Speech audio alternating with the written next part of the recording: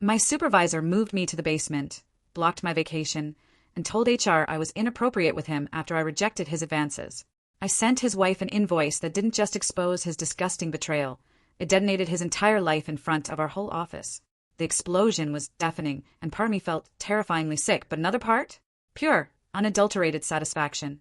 For months, I worked as an inventory manager at a medical supply company, just trying to make ends meet.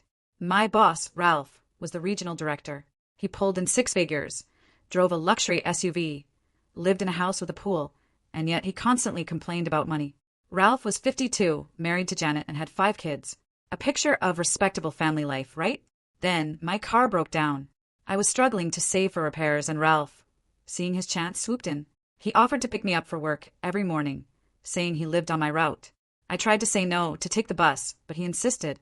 It's what good bosses do for their employees, he'd say, making a grand show of his generosity in the office.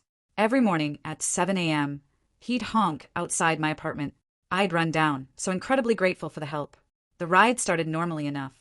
Work talk, radio music. But then it shifted. Ralph started getting weird. He'd comment on my outfit. That skirt looks nice, he'd say, or are you wearing perfume?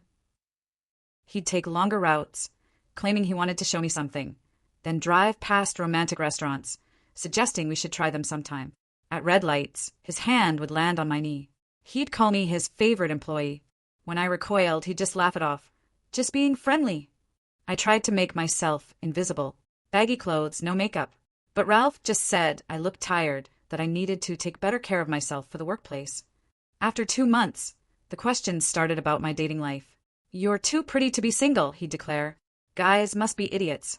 Then came the complaints about Janet, his wife. How she didn't understand him after 23 years.